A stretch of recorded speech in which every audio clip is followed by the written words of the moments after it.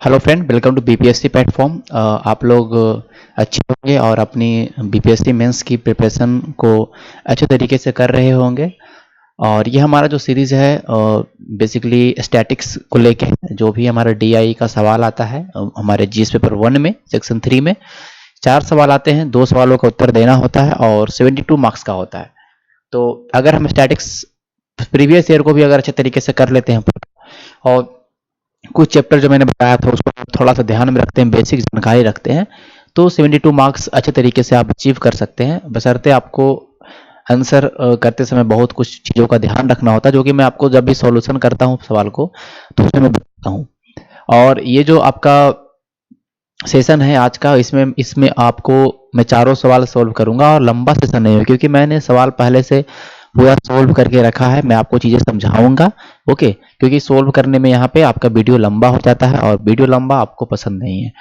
तो इसलिए मैंने पहले से सॉल्यूशन किया है और सारे चीज़ों को अच्छे तरीके से वेरीफाई भी किया है, तो आप लोग समझेंगे। देखिए, सॉल्यूशन तो आप भी कर लेंगे, बेसिकली आपको समझना है कि कैसे सॉल्यूशन करना, ये सबसे बड़ी बात है कि आपको कहाँ मतलब कैसे लिखना है, कैसे अच्छा मार्क्स मिलेगा, कौन कौन किन किन चीज़ों को ध्यान में रखना है। तो उससे क्या है कि आपका मार्क्स नहीं कटेगा, 72 में 72 आएगा। इस चीज़ को मुझे बताना है आज की वीडियो में। तो ऑलरेडी हमारा और 65 बीपीएससी का मैंने करवा दिया है, तो वो 3 वीडियो आप जरूर देखेंगे, ओके। उसके बाद मैंने आपको हिस्ट्री ऑप्शनल का भी, एंशिएंट हिस्ट्री में कौन कौन से टॉपिक्स को पढ़ना है, मैंने उसका वीडियो बनाया है। और उसके अलावा हिस्ट्री ऑप्शनल के और भी वीडियोज़ आएंगे, ओके। और जैसा कि मैंने आपको बोला था कि सैटरडे संडे को आपको वीडियो मिलेंगे, तो मैंने आपको इसलिए वीडियो आपको आज अपलोड किया है। और सबसे बड़ी बात है कि थोड़ा सा मेरे आवाज़ को आप इग्नोर करिए, क्योंकि मेरा तबीयत सही नहीं है, तो मेरा आवाज़ हो सकता है सही तरीके से आपके पास क्लियर नहीं जा रहा होगा। सर्दी है मुझे थोड़ा सा, तो इस बात को आप ध्यान में रखिएगा। तो चलिए स्टार्ट करते हैं। सवाल नंबर 12, तो स्टार्टिंग है 12 सवाल में कहता है कि द फॉलोइंग चार्ट, ये जो आप चार्ट देख रहे हैं वो दिखाता है distribution of overseas tourist from India. मतलब इंडिया से जो भी टूरिस्ट हैं वो अलग कंट्रीज में जाते हैं, उसका मतलब कि इंडिया से अगर 100 लोग गए तो उसमें 25% लोग अदर्स में गए, 20% लोग यूरोपियन यूनियन का सफ़र किए, मीन्स कि वहाँ घूमे, 18% लोग यूके घूमे, चाइना में 15% लोग घूमे और यहाँ पे यूएसए में 22%। ये आपका दिया हुआ है, ठीक है। अगर 100 यात्री आते तो उसमें इतने इतने यात्री यहाँ यहाँ जाएंगे, ये बोला है, ठीक है। फिर उसके बाद कह रहा है कि जो भी टूरिस्ट हैं उनके एज ग्रुप है कि 30 साल से कम के 25% टूरिस्ट हैं। अगर 100 टूरिस्ट यूरोपियन यूनियन गए हैं तो उसमें आपके 30 की उम्र वाले 25 टूरिस्ट गए, ठीक है। मतलब ये सारे कंट्री वाइज डिस्ट्रीब्यूशन है, ठीक है। इस बात को आप ध्यान में रखिएगा, ओके। तो ये दो आपके पास ग्राफ है, इस दोनों ग्राफ को समझना है। अब सवाल पहला कह रहा है, if amongst the European union में स्विट्जरलैंड वहीं पे आता है, 25% of tourist traffics, and it's known from official record data 4 lakh Indian tourists visited Switzerland। सवाल को पढ़ना है, कह रहा है कि यूरोपियन यूनियन के अंदर स्विट्जरलैंड ऐसा है जहां पूरे यूरोपियन यूनियन में जितना भी, अगर 100 लोग पूरे यूरोपियन यूनियन में जा रहे हैं तो 25 लोग स्विट्जरलैंड में जा रहे हैं। और ये रिकॉर्ड बताता है वहां का कि 4 lakh Indian tourist Switzerland visit किए हैं 2017 में। तो बताइए कि 40 से 49 वर्ष के ग्रुप वाले कितने लोग टूरिस्ट, जो मतलब कहने का मतलब है कि ईयर होगा, सॉरी ईयर होगा, ठीक है। Total number of Indian tourist in age group went abroad, मतलब कि पूरे कंट्री का, अलग अलग कंट्रीज में 40-49 साल के कितने लोग गए। देखिए सिंपल है, पहले तो लिखेंगे अमंगस्ट, पहले हम लिखेंगे गिवन मीन्स दिया हुआ है। Amongst European union Switzerland account for 25% of tourist.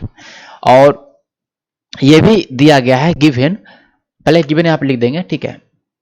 ये भी दिया गया है कि 25% ऑफ टूरिस्ट जो है किसके बराबर है, 4 लाख टूरिस्ट। यहाँ लिखा है ना, 25% टूरिस्ट तो आ गए भाई कहाँ, आपके स्विट्जरलैंड में। और वो 25% टूरिस्ट जो यह कह रहा है कि स्विट्जरलैंड में 4 लाख टूरिस्ट आ रहे हैं, मतलब 25% टूरिस्ट 4 लाख के बराबर है।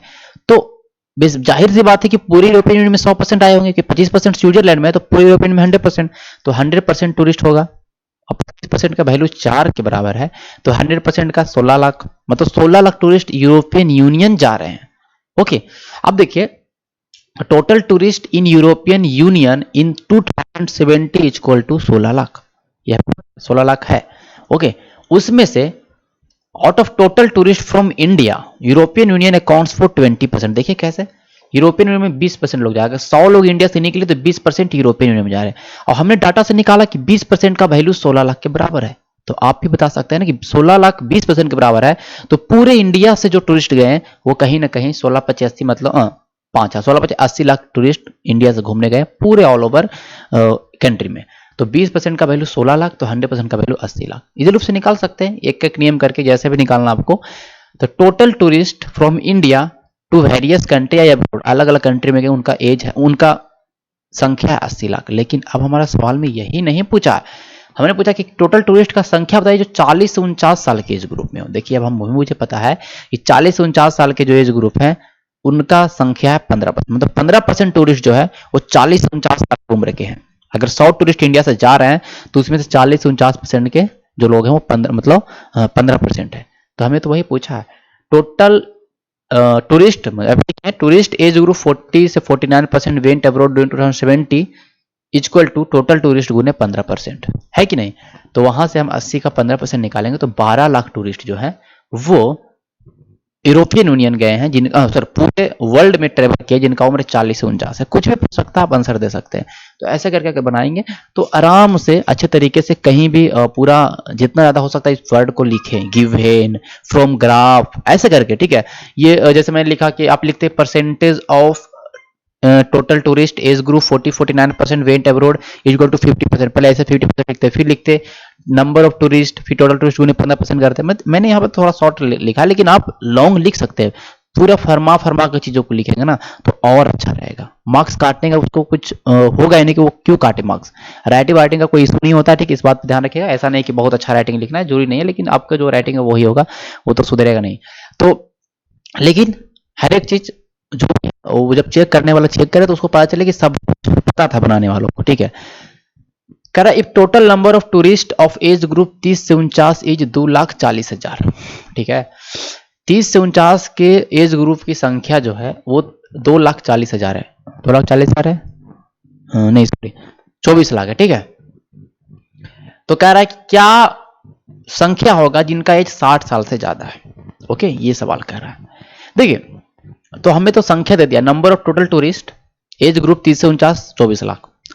टोटल टूरिस्ट एज ग्रुप 3 से 49 इन परसेंटेज हम देखेंगे 30 से 49 का। देखिए 30 से 39 40 से 49 मतलब ये पूरा 15% है, यहाँ 30% लोग हैं 100 में जो 30 से 49 एज के हैं। तो हमने वही किया, यहाँ पे 30 से 49 एज के जो हैं वो उनका परसेंटेज है 15%, 30%, और इसी 30% का वैल्यू है, आप देख सकते हैं 24 लाख। कितना है? 24 लाख है। तो 1% इक्वल टू 80,000। ओके, ये तो आप फाइंड आउट कर सकते हैं। लेकिन हमें सवाल में पूछ रहा है कि टूरिस्ट की संख्या बताएं जिनका एज 60 साल से ज्यादा है। ओके, तो 60 साल से ज्यादा का जो परसेंटेज है पहले वो भी देखेंगे ना, सब ग्राफ से फ्रॉम गिवन लिख देंगे। कितना हमारा है? 23%। 23% है जिनका उम्र 60 साल से ज्यादा है। तो लिखेंगे फ्रॉम टेबल ग्राफ या sorry from the bar graph, ठीक है। From bar graph out of total tourist from India, sorry total tourist in Europe, sorry ये कहाँ सा मैं सवाल देख रहा, सॉरी, हाँ यहाँ पे, ठीक है। From the bar graph total tourist percentage of total tourist age group more than 60 equal to 23%।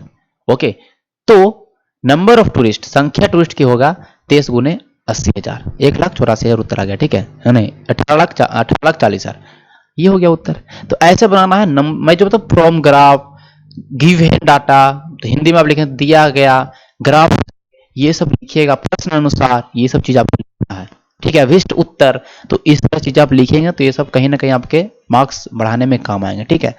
और स्टेप मार्किंग मिलता है, ऐसा नहीं है अगर आप बीच में फंस गए। और सवाल का सिलेक्शन सबसे बड़ी चीज है कि आप 4 सवाल आएंगे तो 4 सवाल में 2 ऐसे सवालों को सिलेक्ट करिए जिसमें सब बन जाए। पढ़ लीजिएगा, टाइम बहुत होता है आपके पास सफिशिएंट मेथड DI के लिए, तो आप यहाँ पे पढ़ लीजिएगा कि अच्छा ये बनने वाला, ये बनने वाला, सब डाटा दिया है, चलो सही है। तो ऐसा नहीं कोई डाटा इनएडिक्वेट वाला सवाल उसको पकड़ लिए तो फंस जाइएगा। 2 सवाल इजी होते हैं, डोंट वरी, इस चीज के लिए परेशान नहीं होना। तो सवाल नंबर 3 क्या कह रहा है, मतलब C नंबर सवाल, if total number of Indian who went to China is more than 14 year of age was 3,60,000। कह रहा है कि 40 साल के ऊपर जिनका उम्र था, वो जो चाइना जाने वाले भारतीय थे, उनका संख्या है 3,60,000। और वो 3,60,000 जो है वो चाइना जितने टूरिस्ट गए इंडिया से उनका 30% है। बहुत सी इजी सवाल है हमारे पास।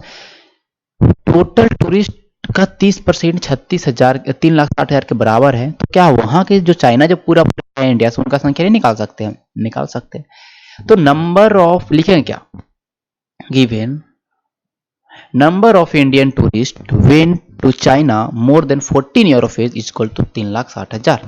ठीक है, एक चीज आप ध्यान रखिएगा, हमेशा मैं आपको बोल दूं कि जहां भी रुपया का साइन हो, यूनिट का साइन हो, मीटर का साइन हो, मतलब जहां मतलब रखना हो वहां पे जरूर लिखेगा। यहाँ पे 3,60,000 संख्या है तो यहाँ पे नहीं लिखेंगे चलेगा, लेकिन जहां रुपया हो ना वहां रुपया जरूर लिखेगा आर ऐसे करके। तो वो क्या होता है ना, उससे कि आपका मतलब कहने का मतलब कि मार्क्स नहीं कटेगा। इन चीज बातों का ध्यान रखें, जो आप करते थे वही बातों का ध्यान रखना। ठीक है, तो 3,60,000 जो है वो 30% है पूरे चाइना के टूरिस्ट का। तो मानते हैं कि चाइना में जो टूरिस्ट गए उनका संख्या x है, x नहीं भी मानेंगे तब भी निकलेगा। 30% इक्वल टू 3,60,000, तो 100% इक्वल टू 12 लाख, ऐसा भी कर सकते हैं, नो इशू। ठीक है, तो ले गए total tourist to China equal to x, दिन x पूरे टूरिस्ट है जो चाइना गए हैं उनका 30% है जो 3,60,000 के बराबर है। तो x का वैल्यू 30 12 से कट जाएगा। ठीक है, 36, यहाँ 12 लाख टूरिस्ट है जो चाइना गए हैं। ठीक है, तो कह रहा है सवाल में कि कितने टूरिस्ट हैं जो चाइना गए हैं जिनका एज अदर एज ग्रुप, मतलब 40 साल से ऊपर वाला के छोड़ दें, तो उसके अलावा जो चाइना गए हैं उनका एज ग्रुप क्या है। ओके, हमें 14 ईयर ऑफ एज से ऊपर वालों का संख्या पता चल गया। तो जो रिमेनिंग जो बचे हुए होंगे, जाहिर सी बात है उनका उम्र 40 साल से कम होगा, है कि नहीं? सिंपल सी बात है। तो remaining 17% of total tourist are other age group except more than 14 year of. ये तो हम बोल सकते हैं ना, जो बचे हुए यात्री हैं उनका 70% अलग उम्र के हैं, या जो भी हमारा सवाल में लिखा रहेगा, ठीक है, अदर एज ग्रुप के हैं। ठीक है, तो number of tourist of other age group, तो परसेंटेज हमें पता चला ना, तो 12,000 का 70% होगा, मतलब चाइना गया है उसका 30% 40 साल का ऊपर वाला और 70% 40 साल से अलग एज ग्रुप वाला, तो 8,40,000 इस सवाल का उत्तर हो गया। बहुत सिंपल है, आगे चलेंगे। Assuming that the total number of tourists from India abroad increases by 20% in year 2080, हम ऊपर वाले सवाल से देखेंगे कि फ्रॉम एबव क्वेश्चंस हम लोग निकाल सकते हैं कि टोटल टूरिस्ट जो अदर कंट्री अब्रोड गए हैं 2017 में उनका संख्या 80 लाख है। हमने पहले सवाल में निकाला था कि 80 लाख टूरिस्ट है। ठीक है, लेकिन कह रहा है कि इंक्रीज इन 2018 20% संख्या बढ़ गया टूरिस्टों का। तो देन आफ्टर 20% इंक्रीज इन 2018, प्रश्न से बोलेंगे, प्रश्न अनुसार 20% की बढ़ोतरी होने पर कुल अब टोटल टूरिस्ट की संख्या जो है 2018 में 80 का 120%, 80 से 80 लाख था उसका 20%, मतलब 20% बढ़ गया तो 120 ना। ठीक है, तो 96 लाख, इसको दो लाइन में लिखना तो कर सकते हैं। Total tourist in 2018 equal to 80 plus 80 का 20%, 96 लाख क्या आएगा। तो अब 96 लाख टूरिस्ट 2018 में गए हैं आपके। अब लेकिन कह रहा है what will be the total number of tourist in as group less than 30 in the year 2018। ठीक है, इन्होंने बस ये बोला कि बढ़ा देते हैं। तो बताइए कि जो कितने टूरिस्ट हैं जिनका उम्र 30 साल से कम है वो 2018 में गए। तो भाई जो हमारा एज वाला टेबल था उसमें कोई छेड़छाड़ नहीं करने के लिए बोला, तो हम लिखेंगे फ्रॉम द बार ग्राफ या from given bar graph number now percentage of age group 30 year equal to 25% total. यहाँ लिखा है ना, देख लीजिए आप, हम अलग नहीं कर। 25% लेस देन 30 कितना 25% टूरिस्ट है, मतलब 100 में से 25% टूरिस्ट जा रहे हैं जिनका उम्र 25% से कम है, मतलब 30 साल से कम है। तो then number of tourist age group less than 30 year equal to 96 lakh का 25%, वही तो हमें चाहिए ना, टोटल का 96 का 25%, मतलब 24 लाख। सिंपली सवाल था, बहुत ही सवाल था। सवाल नंबर ये कहता है कि अगर पर कैपिटा स्पेंडिंग है, एक अगर कोई यूके जा रहा है टूरिस्ट तो एक दिन में 6,000 रुपया खर्चा कर रहा है, और वही जो अमेरिका जा रहा है एक दिन में 5,000 खर्चा कर रहा है, और ऐसा माना जा रहा है कि 3,20,000 नहीं 32 लाख टूरिस्ट हैं जो इन दोनों कंट्रियों में घूमे। तो बताइए कितना खर्चा किया? 32 लाख दोनों कंट्री का दिया, ये नहीं कि बोला कि 32 लाख एक कंट्री का, 32 लाख दोनों कंट्री का, दोनों में निकालना पड़ेगा। टोटल नंबर ऑफ टूरिस्ट जो फॉरेन गए हैं फ्रॉम द गिवन या from the above question 80 lakh हमको पता है, from the above solution of above question, ठीक है। ये हम बोल सकते हैं कि जो टूरिस्ट गए उनका संख्या 80 लाख है। तो टोटल नंबर ऑफ इडू मतलब कि सेम चीज, total number of Indian tourist been to UK, UK कितना गए? तो 80 लाख का 18% ना, from the graph, from the pie chart, from the pie chart UK कितना गया? 18%, अमेरिका कितना गया? 22%। तो 80 का 18%, सिंपली रूप से 18 अठे 44 से 14.4 लाख, और अमेरिका के 80 का 22%, 22 अठे 76, 17.6 लाख। हमें संख्या निकल गया कि 14 लाख यहाँ गए, 17 लाख इधर गए, है कि नहीं? तो अब बताइए total expenses, okay, total expenses की बात कर रहा है। अब देखिए ऐसे भी आप देखिए ना, 14 17 कितना हुआ? 31 और 32, तो ऐसे भी आ रहा है। तो वो जो डाटा दिया सिंपली सही कर रहा है, हमारा 32% हुआ। या भी ऐसे भी कर सकते हैं कि 80 गुने 18, 80 का 18% और 22%, 40, 32,000, सेम चीज है, नहीं भी करेंगे चलेगा, कोई दिक्कत नहीं। तो टोटल एक्सपेंसेज बराबर क्या होगा?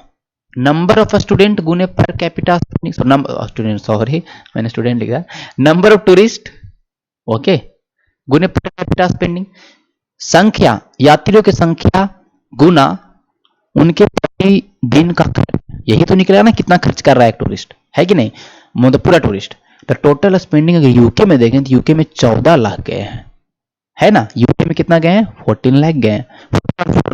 तो यहाँ 86,400 लाख, ध्यान रखिएगा चीजों को आप यहाँ पे। ये जो आपका डाटा है 14.4 लाख है, और इसमें गुना हमने किया 6,000 रुपया से, तो ये 86,400 लाख।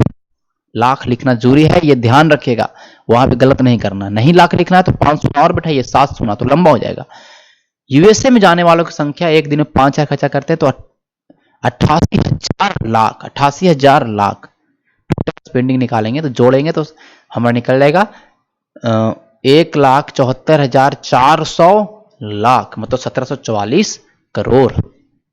इजी था सवाल, कोई दम नहीं होता सवाल में, सिंपल होता है, लेकिन बस आपको लैंग्वेज जो है ना वो सही यूज करना है। कितना नंबर का सवाल ये भी देखना कि भैया ये 6 नंबर का है, ये देखिए यहाँ पे 6 सवाल था, ए बी सी डी ई, तो मेरे हिसाब से एफ बी है इसमें, अच्छा है 5 सवाल था, तो मेरे हिसाब से एक इसमें कोई 8 होगा कोई 7 होगा, तो ये हमें ध्यान में रखना है, ठीक है? उसके अकॉर्डिंग ही हमें उसका उत्तर देना है।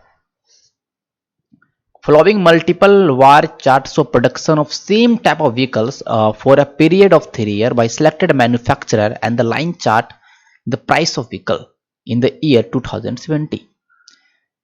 देखिए ये कह रहा है कि ए बी सी डी ई यहाँ पे दिया हुआ है, ठीक है? ध्यान रखिएगा 15 में 16 में 17 में ए बी सी डी सबका दिया गया है, क्या उनका है ये दिया गया, और प्रोडक्शन दिया 1000 में। ये 8 14 जो लिखा हुआ है ना, इस पे मत जाइए, ये हमने बनाया, ये मैंने ग्राफ डिजाइन किया तो वहां पे मैंने खुद से किया कि मुझे बनाने में आसानी हो, ठीक है? एग्जाम में ऐसे नहीं था, एग्जाम में ये सब मिटा हुआ हम छोड़ो, आपको खुद से निकालना, वही तो कंफ्यूज करेगा आपको, वही तो आपको टाइम लेगा। ये जो प्राइस है कि 3.6 था और 4.2 में बिका, तो ये भी आपका मैंने निकाला है, लेकिन ये सिंपली यही था हमारे ग्राफ में, तो हमें ये ध्यान रखना है। और ये प्राइस आपका लाख में था, ठीक है? ध्यान रखें इन लाख्स, ओके चलिए ठीक है, ग्राफ देख लिए, कोई दिक्कत नहीं है। ये आपका ग्राफ 2015 को दिखा रहा है, 16 को दिखा रहा है, मतलब प्रोडक्शन है 2015 16 17 में एक का क्या प्रोडक्शन हुआ, एक कंपनी का, है कि नहीं? यही है। अब हमें सवाल कर रहा है कि कितना इंक्रीज हुआ प्रोडक्शन ऑफ व्हीकल्स में 17 से 15, मतलब 2015 में जो प्रोडक्शन हुआ था तीनों 5 कंपनियों का व्हीकल का, वो 2017 में क्या हुआ? कुछ नहीं है भाई, कुछ नहीं है। Total production by all manufacturer A B C D in 2015 from given bar graph, यही क्या है ना, given bar graph. Given bar graph से देखते हैं कि 2015 में ए बी सी डी सबका जो है ये देख, यही तो है, यही तो है। 50,000 यहां लिख देंगे, 50,000, ये भूलिएगा मत, 50,000 प्रोडक्शन हुआ। Total production of all manufacturer in 2017 का डाटा मेरे पास है 86,000, तो लिखेंगे इंक्रीज इन द प्रोडक्शन, ठीक है, तो 80 में से 50, 36,000। ओके, परसेंट इंक्रीज, तो 36,000 बढ़ा 50,000 से, 50,000 से 36,000 बढ़ गया ना, इंटू 100, 72%। आंसर हो गया। इस ऐसे करके चीजों को बनाएंगे, हमारा मार्क्स इजिली रूप से मिलेगा, कोई दिक्कत नहीं है, ठीक है। समझ में नहीं आया कमेंट जरूर करिएगा। कौन सा मैन्युफैक्चरर है जिसने सेम नंबर ऑफ व्हीकल्स को प्रोड्यूस किया इन तीनों साल के अंदर में? तीनों साल का टोटल प्रोडक्शन देखेंगे ए का, तो ए का कितना आएगा, ए का 47 आया, बी का 58 आया, सी का, ऐसे करेंगे टोटल प्रोडक्शन। देखिए कह रहा है कि same number of vehicle produce किया, कौन सा मैन्युफैक्चरर, ये पूछ रहा है। 3 साल में अगर हम देखेंगे, 3 साल में तीनों का प्रोडक्शन देखेंगे, ए का, बी का, सी डी का, तो ऐसा 2 मैन्युफैक्चरर मिल जाएगा जिनका सेम प्रोडक्शन किया। The total production of A in 2015 to 17 event table, same करेंगे total production of B in period, ठीक है। ओके, यहाँ पे ये अगर ये बार बार नहीं लिखना चाहते तो यहाँ लिख देंगे पीरियड 2015 to 70, फिर लिखेंगे total production of A from given table, total production of A from given table, B C D, सबका निकाले तो हमें 43, 58, 30, 45, 30 आ गया, है कि नहीं। तो हमने देखा, सो वी फाइंड, या कह सकते कि हमने देखा, या C and E have same production, C और ई का समान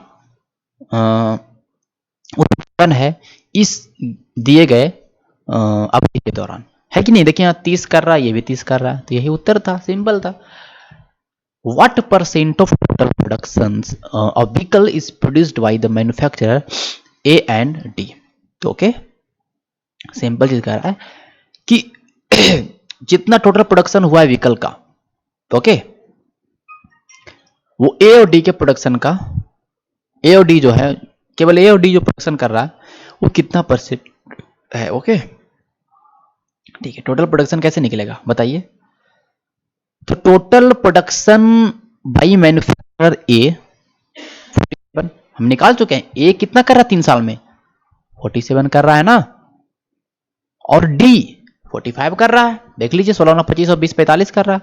3 साल में ए 47,000 किया और डी 45,000 किया, टोटल ए और डी को मिलाएंगे तो 92,000 व्हीकल्स का प्रोडक्शन किया है ए और डी। लेकिन परसेंटेज पूछ रहा है पूरे इन 3 सालों में 5 कंपनियों का, हमारे पास है डाटा, 15 में 5 कंपनी मिलकर 50, 64, 86 मतलब 200,000 करोड़ का, तो परसेंटेज हमें निकालना है ना, percentage of A and D production compare to total production equal to 92/200 into 100, 46% उत्तर, ऐसे करके बनाना है, आंसर आएगा। मैं बार बता रहा हूँ, गिवन हो, कहीं थाउजेंड है, करोड़ है, संख्या है, मीटर है, किलोमीटर है, इन चीजों को ध्यान में रखना है आपको, हमेशा लिखना है ग्राफ, मतलब वो डाटा लाया कहां से, तो हमने दिए गए ग्राफ से, दिया गया प्रश्न में, वो सब आपको लिखते जाना है, ठीक है। For which manufacturer the percent, देखिए आप देख पा रहे हो कि मैथ का कोई बहुत बड़ा इस रोल है नहीं, कोई ऐसा मैथ है नहीं, बस गुना भागा परसेंटेज सिंपल है। आप बीपीएससी प्रिपरेशन कर रहे थे, इतना तो आपको होना चाहिए ना। किस मैन्युफैक्चरर का प्रॉफिट परसेंट मैक्सिमम है 2017 में, भाई गजब है, मैक्सिमम है 2017 में, ओके। अब देखिए प्रॉफिट परसेंट मैक्सिमम पूछा है, अब बताइए कि हम 1000 व्हीकल्स लाएं और 1000 व्हीकल्स बेचे हैं, तो कैसे निकल, मान 1000 व्हीकल्स लाएं और एक व्हीकल का दाम 3 लाख रुपए हमने बनाने में खर्चा हुआ, तो 100 व्हीकल का दाम इंटू 3 कर देंगे तो कितना हो जाएगा 300 लाख। 300 लाख का हमने कॉस्ट प्राइस हमारा लग गया, मतलब लागत लग गया, और हमने सारे व्हीकल्स को बेचा कितना में, तो बोलेंगे हम लोग हमने सारे व्हीकल्स को बेचा, एक डाटा ले लेते हैं, 4 लाख रुपये, तो 100 व्हीकल ही बेचेंगे ना, तभी होगा, तो 100 व्हीकल बेचे तो 400 लाख रुपए, 300 लाख रुपए खर्चा किए, 400 लाख रुपए हमें मिला, मतलब कि हमें 100 लाख रुपए का प्रॉफिट हुआ आउट ऑफ 300 इंटू 100 कर देंगे, ऐसे परसेंट निकाल सकते हैं। तो एक बात बताइए जब 100 ला के 100 बेच ही रहे हैं तो क्यों डायरेक्टली उसके कॉस्ट प्राइस से परसेंटेज निकाल लें कि हमने 3 लगाया और 4 में बेचा, मतलब 1 रुपये का फायदा, 1 लाख का फायदा हुआ, 1 बटा 3 इंटू 100 तो यहाँ पे चीज फंसेगा मत।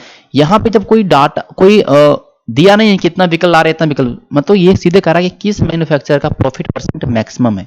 तो हम जानते हैं 2017 में मैन्युफैक्चरर ए का कॉस्ट प्राइस 3.6 लाख है कि नहीं, और सेलिंग प्राइस 4.2 लाख है, तो प्रॉफिट कितना हुआ 0.6 लाख, परसेंट कितना हुआ 16.6%।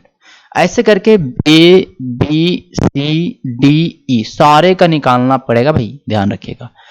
फ्रॉम द एबव किसका मैक्सिमम पूछ रहा है ना, profit above manufacturer B and manufacturer D profit percent is 20%, which is maximum in year 2020 for all manufacturer। कह सकते हैं ना कि 2017 में बी और डी का जो परसेंट है 20%, जो कि सारे मैन्युफैक्चरर के परसेंट से अधिकतम है, ये कर सकते, ऐसे लिख सकते हैं, है कि नहीं। तो ऐसे करना है और कुछ नहीं करना है, ठीक है। चलिए, कह रहा है कि अगर मैन्युफैक्चरर डी को 4000 व्हीकल्स को वापस ले लाना पड़ा, कुछ डिफेक्ट था, तो उसका लॉस या प्रॉफिट क्या होगा। देखिए भाई, टोटल प्रोडक्शन अगर हम डी का देखेंगे डाटा के अकॉर्डिंग तो 45,000 व्हीकल्स को प्रोड्यूस कर रही है, ठीक है। डी का देख लीजिए ना आप, तीनों साल में यही डी का तो कितना 45,000 व्हीकल का प्रोड्यूशन कर रही है इन 3 ईयर।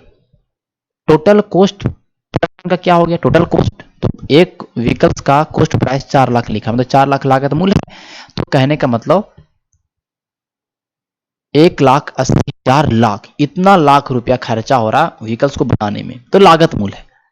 तो 4000 vehicles since 4000 vehicles are defective, ऐसे लिखेंगे प्रश्न से, according to questions, since the 4000 vehicles are defective, 4000 vehicles खराब हुए, तो total number of vehicles sold, तो कितना व्हीकल सोल्ड होगा, जो खराब तो बिकेगा नहीं, तो 45,000 में से 4000 हटाना, 41,000 व्हीकल सेल हुआ।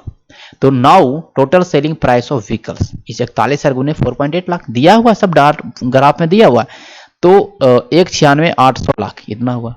तो प्रॉफिट ही होता है, नेट प्रॉफिट घटा देंगे तो 16,800 लाख इतना प्रॉफिट हो रहा है, कितना पर 1,80,000, मतलब 1,80,000 लाख पे इंटू 100, 9.33% का प्रॉफिट ही हुआ।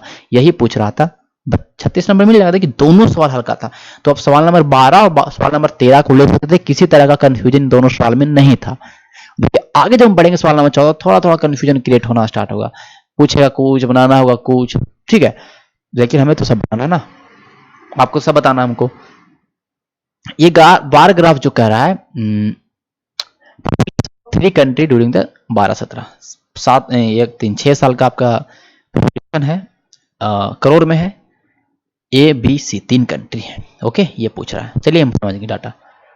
What percent of total population is accounted by country A in the year 2070। 2017 में जो ए कंट्री का पॉपुलेशन था वो 2017 में ओके ओके ओके ओके तीनों कंट्री कितना है ये, ठीक है, टोटल हो रहा है। तो in 2017 total population of 3 country, give line graph we या वी नो डेटा से करके लिख सकते हैं, ए इक्वल टू 60 68 72 देख सकते हैं। तो 17 में यही तो है भाई, तो 200 करोड़ जनसंख्या तीनों कंट्री का। Now population of country A equal to 60, population A का कितना 60, ये तो पूछ रहा percent of total population accounted by country A in 2070 with respect to total population, यही सेम चीज छाप देंगे, ठीक है। तो 60 200 का कितना परसेंट है 30% है, खत्म हो गया उत्तर।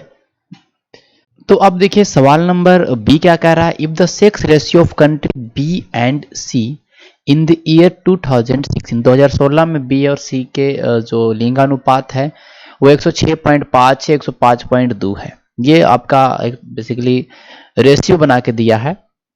तो सेक्स रेशियो मुझे पता है कि नंबर ऑफ फीमेल पर 1000 में, 1000 मेल पे कितनी फीमेल्स है वो आपका सेक्स रेशियो होता है, ठीक है। अगर मान लेते हैं 918 फीमेल है 1000 मेल पे, ठीक है, मतलब अगर आप 1918 जनसंख्या गिनेंगे तो उसमें आपको 1000 मेल और 918 फीमेल देखने को मिल जाएगा, ये आपका सेक्स रेशियो है। तो यहाँ पे जो दिया है वो आप देख सकते हैं 100 के अनुपात में, 100 के रेशियो में दिया, 106.5, 105.2। ओके, तो सेक्स रेशियो बी का दिया है, सी का दिया है, हमें बी का पॉपुलेशन ही पता है 65 लाख और 65 करोड़, और सी का पॉपुलेशन मुझे पता है 65 करोड़, है कि नहीं? यहां से देख सकते हैं 16 का 65 और बी का 65, सी का 65, बी और सी का 16 में 65 करोड़ उनकी जनसंख्या थी। उनमें महिलाओं की जनसंख्या पूछ रहा है, तो क्या करेंगे, number of female in B पर 1000 मेल कैसे निकालेंगे, तो 1000 इंटू 100/106.5, 1000 लड़कों पे कितनी महिलाएं वो हमें ज्ञात हो जाएगा, है कि नहीं? तो यहाँ पे 939 निकल गया हमारा, है कि नहीं? ये हमारा 939 निकल गया। कैसे निकाल सकते हैं ना कि 100 पे 106.5 है तो 1000 पे क्या होगा। ओके, तो 939 कैलकुलेट कर लीजिएगा, इतना आ जाएगा। और उसी तरह सी का निकालेंगे तो 951। ये हमारा सेक्स रेशियो पता चल गया। मतलब अगर फीमेल हमें ज्ञात करना हो, total number of female in B पूरे जनसंख्या पे, तो 939 महिलाएं हैं 1939 में। 1939 कहां से आ गया, अब क्या हो गया, 1000 मेल और 1939 में 939 महिलाएं। यही तो होता है सेक्स रेशियो कि 1939 जनसंख्या में 939 महिलाएं हैं, तो 65 करोड़ में क्या होगी, 33.47। यहां निकालेंगे सी का तो 31.68 करोड़। थोड़ा सा ये सवाल ट्रिकी है, परेशान करने वाला है। सेक्स रेशियो जो वहां 106.5 में दिया, तो जैसे हम सवाल देखते हैं तो ये सवाल को सिलेक्ट नहीं करते कि अरे यार, तो सेक्स रेशियो तो ऐसे दिया है 106.5, 1000 में है, 100 में है, कैसे है, कंफ्यूजन हो सकता है ना, तो छोड़ देते हम लोग, सवाल नंबर 12 13 कर लेते। तो ऐसे चीजों को पकड़ते आना। अब देखिए, if the number of female in country A in 2014 is 21.25 crore, 2014 में महिलाओं की संख्या 21.25 करोड़ है, ठीक है, दिया हुआ है एज पर गिवन डेटा। तो टोटल पॉपुलेशन देखिए कंट्री 2014 का ए में 45 करोड़ है, 45 करोड़ पूरा, इसमें महिलाएं इतना, तो हमें मेल का जनसंख्या पता चलेगा। तो हमें अगर सेक्स रेशियो 2014 का पूछे कंट्री ए का, तो हम लोग इजीली रूप से फाइंड आउट कर सकते हैं मेल बाई फीमेल करके, जो भी चीजें हैं। लेकिन यहाँ पे भैया सवाल में कह दिया sex ratio of country A in 2017। अब 2017 कैसे निकालेंगे, 2017 में हमें जनसंख्या पता है, 2017 में जनसंख्या इतना, लेकिन 2017 में महिलाएं कितना है वो तो नहीं पता, तो डाटा इनसफिशियंट है। Hence we can not determine the sex ratio of country A in 2017। ये लिख सकते हैं, ठीक है। मैंने यहाँ पर लिखा है कि अगर ए का पूछता, तो अगर मान लेते ए का पूछता है, मिस्टेक हुआ है, 2014 का पूछा होगा तो हम इधर रूप से निकाल लेते हैं, है कि नहीं, कोई दिक्कत नहीं था। तो ये हमारा हुआ। आगे चलते हैं। सवाल कर रहा है कि which year recorded maximum growth of population in 3 country. कौन सा? 2012 में एबीसी का पॉपुलेशन देखिए 40, 45, 51, 136 करोड़, और 2013 में देखिए एबीसी का पॉपुलेशन 144 करोड़। तो कितना बढ़ा, 8 करोड़ बढ़ गया, 8 करोड़ बढ़ गया। परसेंटेज में निकालेंगे 8/136 तो 5.88। सेम करेंगे पॉपुलेशन एबीसी का 2014 में, ठीक है, फिर 2014 का फिर 15 से देखें कितना बढ़ा है कि नहीं। तो पहले यहां से यहां कितना बढ़ा, यहां से यहां कितना बढ़ा, यहां से यहां कितना बढ़ा, यहां से यहां कितना बढ़ा, सब टोटल करना पड़ेगा ना। यहाँ पे 36 है, यहाँ पे 144 है, यहाँ पे देख सकते हैं 4 5 9 5 155 है, फिर यहाँ पे आप देख सकते हैं 5 100 आपका 75 करोड़ है, ठीक है, 60 120। हाँ, यहाँ पर देख सकते हैं आप 5 और 5 11 6 17, यहाँ पे भी आपको यहाँ पे देखने को मिलेगा 6 6 12 5 17 और 15, 185 करोड़ यहाँ देखने को मिल रहा है। यहाँ पर देख लीजिए 0 6 6 12 7 19 1 200 निकाल सकते हैं ना। यहाँ से देखिए 8 बढ़ा, 8/136। यहाँ देखिए आपका 11 बढ़ा, 11/144। यहाँ देखिए आपका 20 बढ़ा, 20/155। ऐसे करते करते हम लोग देखेंगे लास्ट में। तो मैक्सिमम ग्रोथ जो पॉपुलेशन 3 कंट्री वो 2015 में हुआ। कैसे? 2000 यहाँ देखिए 8.5%, 7%, 12.90%। 2015 में 12% हुआ, यहाँ देखिए 5%, 8, तो हमें यहाँ से निकल जाएगा। तो इजी था, कोई बहुत चीज नहीं था, जोड़ के बस डिक्रीज देखना था, कितना परसेंट डिक्रीज इंक्रीज हुआ है, कंप्लीट हो गया। Which year recorded minimum growth of population, यहाँ पे सेम कहा दिया कि मिनिमम ग्रोथ कब हुआ। तो from the above question solution, पिछले प्रश्न के हल से हम लोग देखेंगे कि किस साल में सबसे कम ग्रोथ हुआ, ठीक है। ऐसा लिख सकते हैं कि from the above question growth in 2000 कितना था हमारा, 11 से स्टार्ट है ना, 12, ओके 12 से 13, ठीक है। ग्रोथ इन 12 से 13 इक्वल टू कितना है, 5.88% खाली लिख लेंगे, ठीक है, परसेंट लिख लेंगे, 5.88%। ग्रोथ इन 13 से 14 जितना परसेंट, ऐसे करते करते लिखेंगे लास्ट में, तो लिखेंगे the minimum growth population is in the year 2016 में 5.71% कंप्लीट हो गया। तो ऐसे करके बनाएंगे, सारा बन गया। अब ये देखिए थोड़ा सा इसको सवाल को समझिए, ये जो ग्राफ था ना, ये तो मैंने नीचे डाटा लिखा, मैंने आपको बता दी कि मेरे द्वारा निकाला गया, ये आपको ऐसे केवल ग्राफ आया था, थोड़ा सा ग्राफ पेचीदा था। बेसिकली आप देख सकते हैं कि सही तरीके से अब जब बीपीएससी सवाल गलत दे देता है प्रीलिम्स में तो बात ही अलग है। तो यहाँ पे भी जो ग्राफ था वो थोड़ा सा पेचीदा था, लेकिन आपको चीज़ों को ध्यान से समझना है। जब देखिए ज़्यादा ग्राफ पेचीदा है तो छोड़ दे रहा है, हाँ वो बनाना ही नहीं वो सवाल, ठीक है। तो ये 1000 करोड़ में एक्सपोर्ट दिखा रहा है, 1000 करोड़ का एक्सपोर्ट हुआ, ओके, XYZ कंपनी का, ओके। 2011 में एक्स कंपनी का 24,000 करोड़, यहाँ 80,000 करोड़, 60,000 करोड़, ये सब दिया है, सब मैंने डाटा निकाला है। सवाल क्या पूछा वो हम देखेंगे ना। Average annual export for the company X and Y respectively are approximately what percent of average export of Z. X और वाई का जो औसत उत्पादन है, ये सॉरी एक्सपोर्ट मीन्स की जो निर्यात है, वो कितना प्रतिशत है जेड का अनुपात से।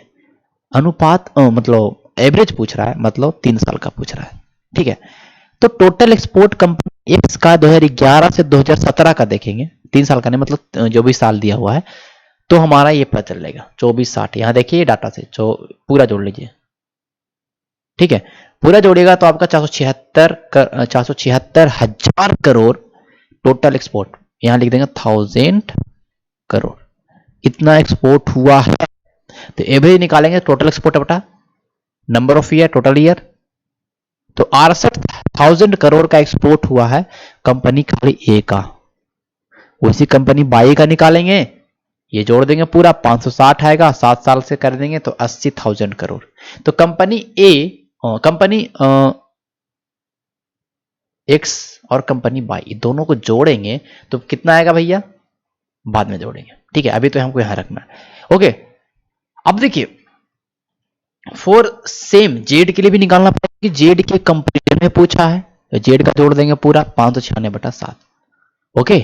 तो पूछ रहा है कि एक्स जो है जेड का कितना प्रतिशत है, तो percentage of X during given period to comparison of Z average export, तो 68 एक्स का है और जेड का 596/7 है, निकालेंगे 79.86%। बाई का निकालेंगे, 80 है बाई का और हमारा जेड का इतना है, बाई बटा जेड इंटू 100 इतना परसेंट। सिंपल था, लैंग्वेज का खेल ले, कैलकुलेटर आपके पास है, कुछ करना है नहीं, ठीक। आगे चलेंगे हम लोग सवाल number B. What is the difference between the maximum and minimum average annual export over the year. सबसे ज्यादा किस साल में तीनों कंपनियों का कम और ज्यादा हुआ है, यही पूछ रहा है ना। तो एक्स वाई जेड का देखेंगे, तीनों कंपनियों का 2011 में 164 करोड़ 1000 करोड़ एक्सपोर्ट हुआ है, लेकिन एवरेज निकालें 3 से भाग देना पड़ेगा, क्योंकि भाई 3 कंपनी है तो 3 से भाग देना पड़ेगा कि नहीं, बताइए। हाँ, ओके। टोटल प्रोडक्शन बटा टाइम्स जो नंबर, जो भी संख्या है, एक्स 24,000 करोड़ है, बाई 80,000 करोड़ है और जेड 60,000 करोड़ है, तो तीनों मिला के 164,000 करोड़ का उत्पादन कर रहा है, मतलब एक्सपोर्ट कर रहा है, निर्यात कर रहा है, लेकिन 3 कंपनी 3 से भागा देना पड़ेगा, तो हमने यहाँ 64/3 लिख दिया, ओके।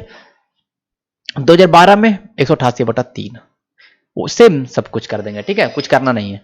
तो वैसे करते करते हमने देखा, सबका निकाला, तो डिफरेंस कह रहा है ना, what is the difference between maximum and minimum average. सबके बटा में नीचे 3 है, मतलब जो ऊपर जो बड़ा रहेगा वो बड़ा, जो छोटा है छोटा, क्योंकि नीचे सबका अगर डिनोमिनेटर सेम है, जैसे मान लो मैं लिख दूं 4/3, लिख दूं 6/3, तो जो ऊपर बड़ा वो बड़ा हो गया, छोटा छोटा, क्योंकि नीचे से हमारा डिनोमिनेटर सेम है कि नहीं, डिनोमिनेटर में तो ये होता है। तो हमने वही करना है, कुछ करना नहीं है। सबसे ज्यादा मैक्सिमम जो है 372/3 2017 में, और मिनिमम हुआ है आपका इन आपका 164 बटा 2011 में डिफरेंस आपका 208/3 आया। इसको चेंज कर देंगे परसेंटेज में 69.33 करोड़, हमारा उत्तर हो गया। ऐसे करके सवालों को बनाते जाना है, कोई दिक्कत नहीं होना चाहिए। कह रहा है किस ईयर में एवरेज एनुअल एक्सपोर्ट कंपनी का सेम था, तो हम लोग लिख देंगे कि पिछले सवाल के अकॉर्डिंग, ऐसे करके लिख देंगे from the above question, above question solution लिख देंगे पिछले प्रश्न के अनुसार या पिछले प्रश्न के उत्तर के अनुसार, हल के अनुसार। Average annual export, average annual export of A क्या था, ए का 164/3, बी का, सी का, डी का, सब फिर सेम चीज छाप देंगे, ठीक है। ओके, उसके बाद लिखेंगे करेक्ट कौन सा ईयर में सेम, फिर लिख देंगे the average annual export of company X Y and Z in the year 2014-15 were 240/3 which is same, है कि नहीं। देखिए यहाँ पे 220 करोड़ यहाँ भी है, 220 करोड़ यहाँ भी, यही है ना हमारा, हाँ यही है हमारा, ठीक है। 220 करोड़ का, एक सेकंड, 220 है यहाँ पे भी हमारा, 88 2 90 और 7 160, 220, ठीक है। तो यहाँ पे 2013, ठीक है, 13 नहीं, 13 और 14, ठीक है, 13 14, ठीक है। यहाँ पे देख लीजिएगा, देखिए यहाँ पे आप देख सकते हैं ना कि 220 करोड़ 13 में और 220 करोड़ आपका 2014 यहाँ पे, तो हमारा उत्तर हो गया। ऐसे करके चीजों को बनाना, कहाँ पे सेम है, मतलब एक सवाल में 2-3 सवाल आपका मिक्स किया ही रहता है, अगर एक निकालिएगा तो आगे निकालने की जरूरत नहीं पड़े, लेकिन आपको लैंग्वेज में लिखना है, सब लिख दीजिए, क्या आपका पास समय सफिशियंट है तो आप पूरा छाप सकते हैं, कैलकुलेशन करने की जरूरत पड़ेगा नहीं, अगर एक में कैलकुलेशन कर दिए तो दूसरा तो छापना ही है। करेक्ट किस ईयर में export from the company Z worth more than the annual average export, correct कौन सा साल है जहां पे कंपनी जेड का जो निर्यात है वो तीनों साल के एवरेज से ज्यादा है। 2011 में तीनों कंपनियों का एवरेज था 164/3, यही तो है। लेकिन जेड का कितना कर रहा था बिक्री, जेड कितना एक्सपोर्ट कर रहा था 60, 164/3 और जेड का एक्सपोर्ट, ऐसे टेबल बना देंगे from the given line graph, ठीक है। हम लोग करेंगे टेबल, ओके। 11 12 13 14 15 16 सबका एवरेज हमने तीनों कंपनियों का निकाला, तीनों का जोड़ जोड़ के बटा 3 करें, तीनों कंपनियों का एवरेज हर साल का निकल गया। जेड का एवरेज उस साल का निकालेंगे, सब साल का अलग अलग, 60, ये देखिए पूरे नीचे वाला डाटा। अब कह रहा है कि ज्यादा था, क्या कह रहा है, एक सेकंड कहां चला गया, ठीक है, ठीक है, ज्यादा था, मोर और लेस देन, एक टेबल बनाएंगे। तो मोर कब होगा, जब जेड से घटाएंगे पूरे कंपनियों का एवरेज, अगर वो माइनस में आएगा तो पूरे कंपनियों का एवरेज ज्यादा है, प्लस में आएगा तो पूरे कंपनियों का एवरेज जेड से कम है। घटाएं घटाएं घटाएं घटाएं, हमें पता चला कि 2011 में, 12 में, 13 में, 14 में और 16 में from the above table in year 2011, 12, 13, 14 and 16 the export from the company Z were more than the annual average export of all the company during the given period। ऐसे करके लिख देंगे, हमारा उत्तर हो गया, है कि नहीं। ये हमारा क्या कर रहा है, what is the percent increase in the total export of all the company in 2015-16 in comparison to 11-14, कुछ नहीं है, total export of all company X by Z in year 2011 से 2014 के बीच में देखेंगे, आपके साथ संख्या है 792,000 करोड़, ये लिखना मत भूलिए 1000 करोड़, मैं यहाँ पे शॉर्टकट मारा हूँ। टोटल एक्सपोर्ट 15-17 देखेंगे तो 840,000 करोड़, टोटल इंक्रीज देख लेंगे 48 का हुआ है 792 से, परसेंट में 6.06%। तो इस तरह से हमने पूरा सवाल कंप्लीट कर दिया, थोड़ा कम टाइम लगा होगा पिछले वीडियो के अकॉर्डिंग, ओके। तो थोड़ा सा राइटिंग पे आप इग्नोर करिएगा, इसमें पेन टैप से ऐसा ही राइटिंग लिखाएगा, ओके। तो ये रहा हमारा आज का वीडियो, और आपको हिस्ट्री का वीडियो भी मिलेगा, और कल भी आपको ये डीआई का वीडियो मिलेगा। तो कल हम लोग 63rd बीपीएससी के सवालों को करने वाले हैं। तो अच्छा लगेगा वीडियो तो आप शेयर जरूर करें, क्योंकि अब मैं देख रहा हूँ कि बहुत ही कम लोग देख रहे हैं वीडियो को, तो शेयर करें, पूरा वीडियो को देखें शुरू से लास्ट तक। अगर आप एक सीरियस कैंडिडेट हैं 67 बीपीएससी के लिए, तो आप जरूर से जरूर देखें। और 68 सब में काम देने वाला स्टैटिक्स, ठीक है, ऐसा कुछ नहीं, स्टैटिक्स में कुछ नई चीजें होती है, वो समझिए कि पूरा स्टैटिक ही होता है, ओके। तो स्थिर होता है पूरा सिलेबस। तो सवाल नंबर 12, 13, 14, 15 हमने किया। मिलेंगे नेक्स्ट वीडियो में, तब तक के लिए धन्यवाद।